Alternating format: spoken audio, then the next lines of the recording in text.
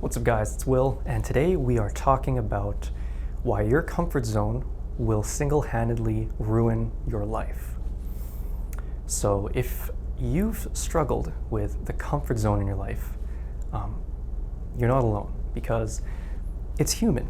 And today what I'm going to do is show you 3 books that I think will help shed some light on how comfort zones work and how we can overcome them.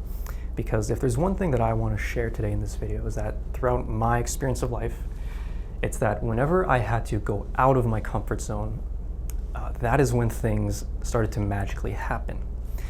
I'm going to share some experiences here and share why I think this will literally ruin your life if you don't take care of it.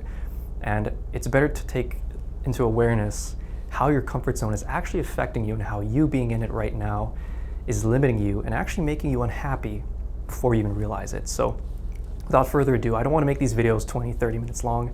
I just really want to get a concept across in as few short points as I can that you can really take and make it into actionable steps in your life. And you know, I'm on my own journey too. I'm not perfect. I don't know where I'm going, but what I want to do is share all these things that I learn along the way, and hopefully you can take something out of it too. So without further ado, very first thing here is the chimp paradox. So I'm not sure if the camera picked that up, but the chimp paradox, this book is amazing because it's important I share with you this concept here about why your comfort zone will destroy you. So what this book talks about is how basically there are 2 areas within our brain, or you can think of it that you have 2 brains. You have the chimp and you have you. The chimp wants things like safety, it wants food, it wants access to mates. It wants life to be easy. In other words, your chimp wants you to be in your comfort zone, and it's always not going to let you put yourself in risky situations if it's unnecessary. And that's the problem with the modern world that we live in, is that everything is unnecessary. If you want to quit your job and move on to something bigger, your chimp brain does not like that. You like that, but your chimp brain does not like that. So what we're doing here is we're constantly fighting against our inner urges to become the best version of ourselves. So this poses the question, what do we do when we know deep inside we want to do something with our life, but we have this, animal instinct within us that is actively working against us? And that is the problem, is that comfort sets in and literally ruins your life. I want to share some personal examples. When I was 18, I was still working a retail job, and I don't want to say I hated it, but part of me felt depressed because I knew there was always more. And what I eventually did was I had to go through a traumatic experience basically to quit that job. At that time, a previous girlfriend ended things with me, and it kind of put me on my knees and realized that, wow, I'm not operating anywhere near where I want to be. So at that point, I had a I don't care attitude, and I quit my job. Would I have quit my job if I didn't go through that traumatic experience? I honestly don't think I might have, at least for a very long time. I probably would have stuck there longer, because I stuck there for the past year knowing that I have to get out of here, but I never did it. And finally, I had an experience that forced me into a mode where I just didn't care anymore, and I did it, and it was the best decision of my life. It was scary, but when it happened, I ended up working in a career in marketing. And then 2 years later in that career in marketing, COVID happened, I wasn't happy with everything, and I once again had this chance to quit and do another type of work, which is what I'm in now, real estate. And when I did that, that's when everything changed. That's when I was happier than I've ever been.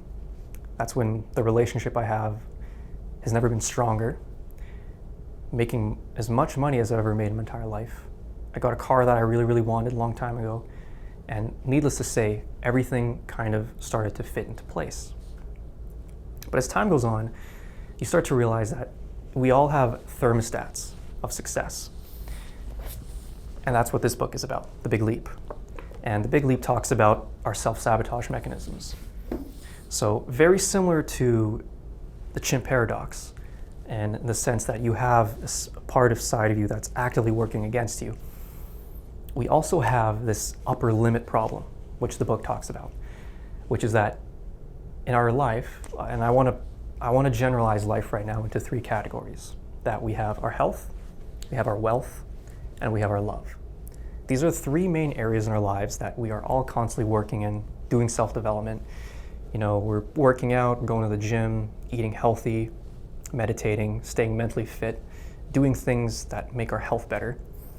We're always evolving our relationships, looking for ways to increase the love in our life, to grow the relationships and make things better. And number 3, we're looking to build wealth. In this capitalist world we live in, wealth is very necessary. If you want to live life to its fullest extent, you will need wealth. Whether you like that or not, those are the cards that you're dealt. And I don't want to get political about this and talk about capitalism and all these things. So we don't need to, but you have to understand that this is the world we live in, and wealth is very important. For example, here in Canada, the average single-family home price is just under $700,000 at this point in recording. And to tell you the truth, most Canadians cannot afford that. And this is a problem because wealth is very, very important. And if we don't know how to create wealth in our lives, we're going to miss out on a lot of things, and our lifestyles will not be filled with the joy and abundance that it could be filled with. So back to my point, with these 3 areas in life, it is important that we level up all of them at the same time. It is important that we step out of our comfort zone in them and all at the same time, and I'll give you some more examples of that. When it comes to health, you need to go to the gym. What happens if you don't go to the gym? You get muscle atrophy, I believe. I think that's what it is. And your muscles will shrink. You will not grow. You will be weak physically and probably mentally too. So that's why you need to grow your health. What happens if you don't grow your love? We're human, we need companionship. It's a part of our lives. What happens if you are too afraid to love? And I see this in men all the time. Men who have gotten hurt in the past and do not want to ever try it again. And they hide that in their masculinity. When a man gets hurt and he blames it on the woman, he says women are the problem. He's upper limiting himself. He's not willing to take that big leap and realize that he's the problem. What do I mean by that? A lot of men get heartbroken and they say, screw it, I'm opting out. I'm not going to get a relationship ever again. And I'm sure you might know this, either yourself or from your friends. You see these guys who go around and basically just do everything except commit to a woman. And they say it's because women ain't this, or women ain't that.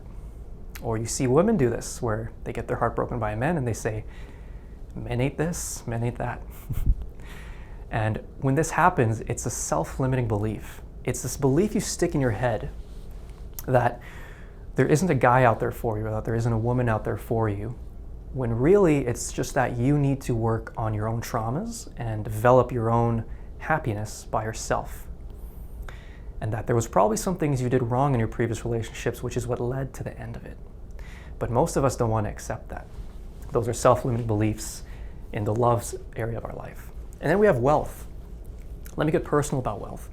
I used to hate rich people. I grew up thinking that rich people took advantage of people. I used to think rich people were dirty rich. And I wanted to be rich. That's the funny part. Ironically, when I was 16, 17, 18, I thought of every business possible. I started everything possible. I failed everything possible, and I never got anywhere. And the reason why was because I had a self-limiting belief. And that self-limiting belief was that I thought rich people were bad, so why would I become rich? Doesn't make any sense, does it? So the point I'm trying to make across here is that when you're in your comfort zone, you are basically upper limiting yourself. And what upper limiting means is you are not living life to your fullest extent because your belief systems and your fears and what you think is possible for yourself, you don't truly commit to it. And you do this by staying in your comfort zone. Because when someone pushes you to do better, you say there's a risk associated with it. And that's all it takes for the chimp brain to come in and stop you. And it says, yes, don't do it. We see this a lot with working out. When you really don't want to go to the gym, that's actually exactly when you should go to the gym. But we have this mental dialogue that wages war against us and says, don't go to the gym. You're fine. You already went 3 times this week. Or when we're at work, it's the wealth self-sabotaging us saying, don't make that extra call. You already did fine. Look at your financials this month. You're doing great. Go home. You deserve it. That's what your brain tells you. And I'm going to say a bad word here on camera. That's your bitch voice. That's not you. That's your bitch voice telling you what it wants you to do. That's your comfort zone shining into your mind and saying, hey, I'm the chimp brain, and my purpose in life is to make sure you survive. I don't care about your dreams, goals, and aspirations. I don't care about this and that. I want you to survive day by day because it's the ego and it fears death. You don't fear death. You are an eternal being, and I mean that.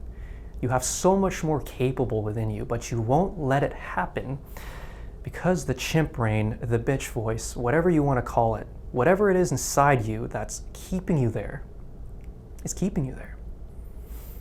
And it will ruin your life if you let it. It sabotages your health by when you see that chip, when you see that Dorito, or when your friends invite you to a patio dinner and say, hey, let's drink 4 mimosas and have a good time. We deserve it. The weather's hot. It's summer. COVID's over. Let's enjoy it. You deserve it. Whew. I'm going to go on a tangent here and talk about deserving things and making the most out of life. My business partner, Sagar, posted a really great story or post on Instagram a few months ago about pick your hard. And I like to reframe it as in pick your struggle, pick your difficulty in life. And what I mean by that is, get ready for this because this is going to hurt to understand. Life is not easy. Life is actually very, very, very difficult, and it's supposed to be that way, and it will always, always be that way. Let me rephrase that. Life is hard. It's very, very hard. And some of us think that others have it easy. Some of us think that because someone is born with a silver spoon in their mouth, that they have a mommy and daddy that takes care of everything for them, that feeds them and puts them into school and gives them a shelter. They don't have to pay rent. We think those people have it easy. And you're not wrong. They do have certain areas of their life easy. But they also have certain areas of their life that are difficult. And that's what I mean by pick your hard. You can have certain things in life easy, but you will pay the price in other things difficult. And you see this a lot in entrepreneurship where you hear this magical quote of, work hard now so you don't have to later. And that is true. That is what a lot of people in business do, is they sacrifice, or should I say invest. It's not a sacrifice if you're doing it for your future because it's an investment. Think of it that way. It's an investment. It's an investment you make in yourself that I'm going to give up satisfaction now for satisfaction later. And then the chimp brain comes in and says, what if you die later? Or YOLO.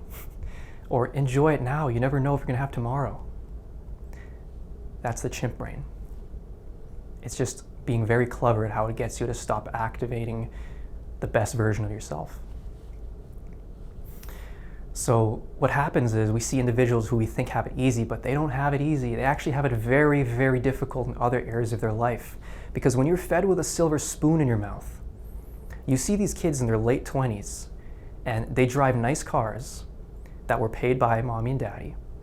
They have every single necessity taken care of by their parents to the point that they are disabled. They don't know what to do. They have no purpose in life. All they do is go to the gym and do fun things.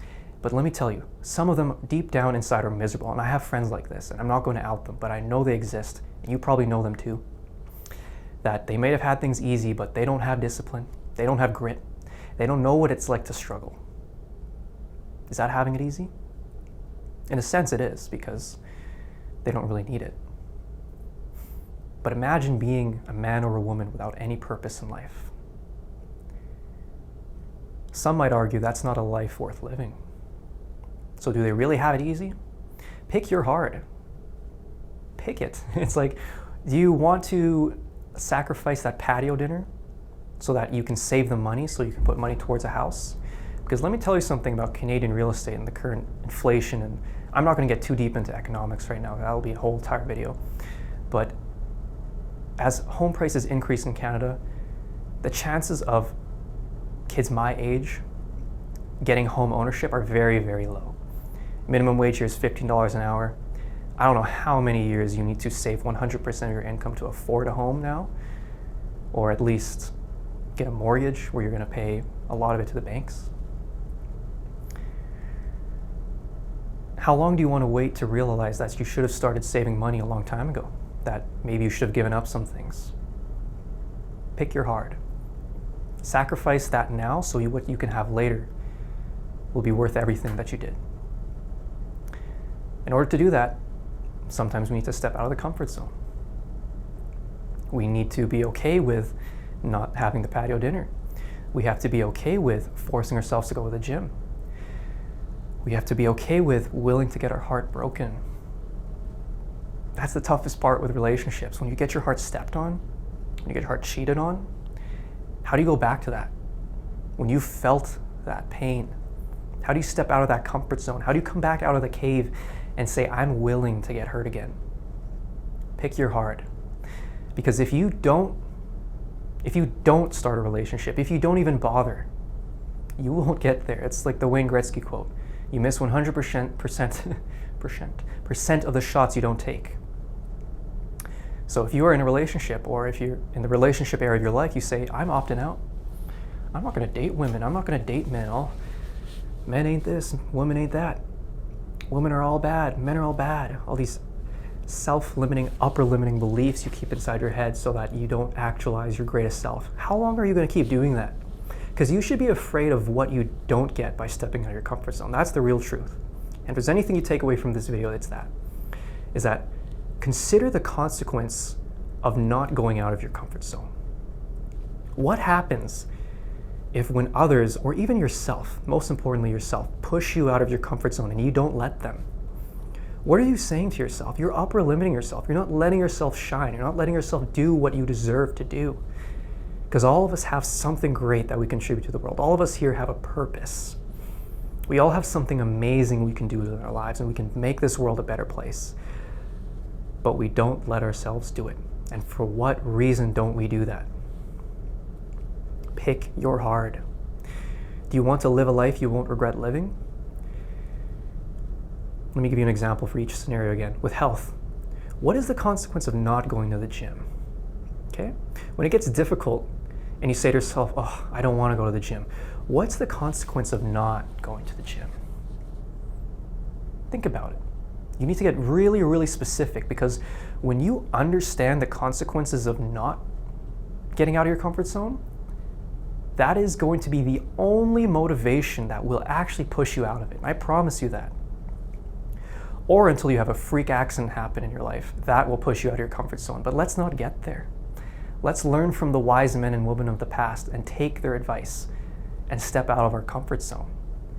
Let me give you 3 examples. In your health, when you don't feel like going to the gym, if you don't go to the gym, you will get fat, you will get sick, you will not be able to lose weight, you will not get your ideal goal weight, you won't look good, you will get depressed, you won't be confident in yourself. When you go out and talk to people, you will be ashamed of showing yourself. You won't have the energy that you need to go throughout your day and do your work. You won't have the energy to spend time with others. I could go on and on. I'm not a doctor, but if you don't exercise, you're not going to be healthy. And if there's anything you should prioritize in life, it is your health. More than love, more than wealth, because if you don't have health, you don't have nothing. So go to the gym, go for a run, go for that walk, stand up, do it. Because what is the consequence of not doing it? Okay? Number 2, let's talk about love. All of us, okay? No matter what you say, we all want love. We want that special someone. Don't we all? Don't you? But what if you don't put yourself out there? Will you find love? No. No. No, no, no. You're not going to find love if you don't do anything. So if you convince yourself that all women are the same, if you convince yourself that all men are the same and that you will get nothing out of life and that it is better to stay sheltered because you're just going to get your heart broken again, that is a self-fulfilling prophecy. Pick your heart. You either pick the heart of being willing to get your heart broken and have the chance of having that loving relationship, or you just don't have it at all and know that you will never get it. That is your heart that you choose if you don't decide to put yourself out there. Let me give you an example in wealth. I used to have a friend named Maz. Shout out to you, Maz. He always used to tell me, quit the job. Quit the job. Quit the job, man. I remember on the phone, you quit the job, man. And I think a lot of people need to hear that. Because, let's face it, a lot of workplaces in 2021 aren't what they should be. I love conscious capitalism, and I'm not going to praise capitalism as like an amazing thing that, because it obviously has a lot of problems, and I'm not going to go over that in this video. There's a lot of problems with capitalism. But a lot of the companies we work for nowadays are not conscious with their capitalism, and they basically run people dry. They take advantage of you and exploit you. And I want to be a part of that wave, just throwing that out there, that, you know, runs a company that doesn't exploit people, that instead cherishes them and nourishes them and gives them an environment to be their best self. With profit, of course, because it's the world we live in. But a lot of us are working in those environments where you basically trade your life and you don't get much out of it. You get an unfair deal. And what you don't realize is that you might have that potential. You might actually be that perfect leader and manager to create an organization where you too can be part of this conscious capitalist movement and create businesses where it is fair for everyone and everyone gets a fair shot. Now, I want to ask you, what is the alternative if you don't chase your dream? What's going to happen if you don't do the thing that you've always wanted to do? You're going to be stuck where you are because things might get a little better. Those above you might give you a little bit more to play with. You know, they might give you $1 raise. They might pile on an extra hour of work for you to do every day so that you can afford an extra vacation. Is that worth it? No. You should work. If you don't already, you should work for a company that values you. And we're so brainwashed into thinking what it means to be valued. Is that being paid a high wage? Not necessarily. There's been plenty of studies to show you that after you hit a certain amount of money, your level of happiness doesn't necessarily increase. So where does that happiness come from? It comes from being in alignment with your purpose. It comes in alignment with you doing what you love. I have a feeling, and I've done this for a long time, constantly reiterating what I think my purpose is. And I think it is leading and managing organizations with creative teams that empower society economically and mentally. See, I almost forgot it there, but it's something I rehearse. That line I just gave you is what I think is my life purpose, and I'll share it with you. And that is what sets me on fire. That's what puts the fire in my belly. I don't know if you can tell when I'm doing this video that it's completely off the fly. I'm not reading a script. I'm just going what's inside my head because this is what I'm passionate about. And you can feel it in my voice. You can feel it the way I'm staring at you right now. That this is what I'm passionate about. And you can find that too. But you need to pick your heart and get out of the comfort zone.